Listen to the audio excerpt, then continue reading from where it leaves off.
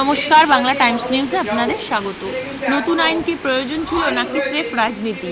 আলোচনায় আইনজীবী জয়ন্তনারায়ণ চট্টোপাধ্যায়, অনির্বাণ গুহ ঠাকুরতা, ব্যারিস্টার সুব্রত চক্রবর্তী, প্রাক্তন আইপিএস পঙ্কজ দত্ত ও কল্যাণ কুমার মল্লিক, আইনের অধ্যাপক সৌভিক চট্টোপাধ্যায়, AMITY বিশ্ববিদ্যালয়ের বিভাগীয় প্রধান কোয়েল রায় এবং প্রধান অতিথি ছিলেন উড়িষ্যা হাইকোর্টের প্রাক্তন প্রধান বিচারপতি সুশান্ত চট্টোপাধ্যায়। এই অনুষ্ঠানের আয়োজক এবং সঞ্চালনায় ছিলেন মুকুল বিশ্বাস। যে বিষয় নিয়ে কথা বলতে যাব সেটা কিন্তু এখনো আইন হয়েছে, ইমপ্লিমেন্টেশন হয়নি। এই আইনটা ইমপ্লিমেন্টেড হবে 1 জুলাই 2024।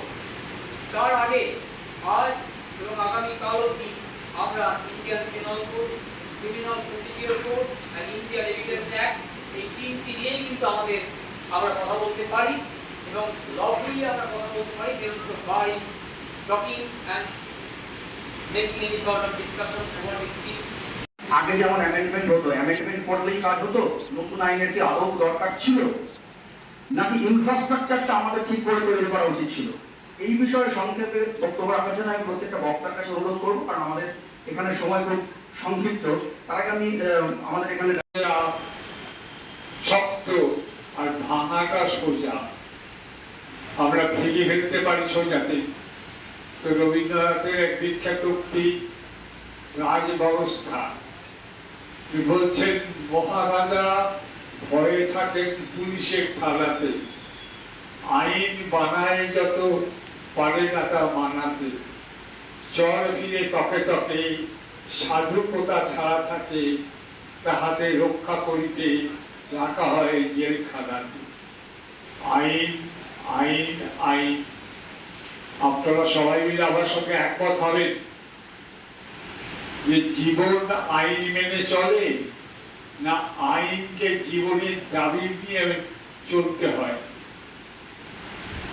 সবচেয়ে বিখ্যাত কথা যে the old order changeth, yielding place to new, and God fulfills himself in many ways, lest one good custom may corrupt the world. আমরা সবাই কি চাই? যা চাই তা সবসময় ভুল করেই চাই। আপনারাই পাঠান।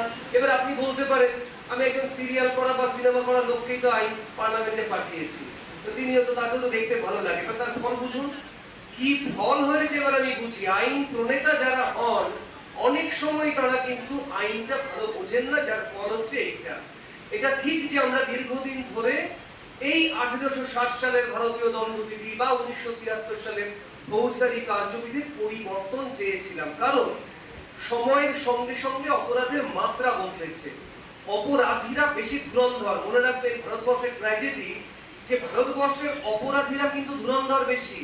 যারা পুলিশে চাকরি করেন বা পুলিশে যারা আসেন তাদের হাতে যে আইন তুলে দেওয়া হয়, ধুরন্ধর অপরাধীরা সেই আইনকে অনেক সময়ই তার ফাঁদ বলে অপরাধ করে বসে। এবং আমাদের আইন প্রণেতারা যে অপরাধ যেগুলি হয় সেগুলোকে কমব্যাট করার কথা ভাবেন পরে। আপনারা আমার সঙ্গে একমত হবেন যে একটা অপরাধ হচ্ছে, কাগজে হইচই হচ্ছে, টিভিতে হইচই হচ্ছে, তারপর একটা আইন আসে, অর্থাৎ আইন প্রণয়ন করার কথা পরে ভাবা হয়। একটা উদাহরণ দিই, একটা সময়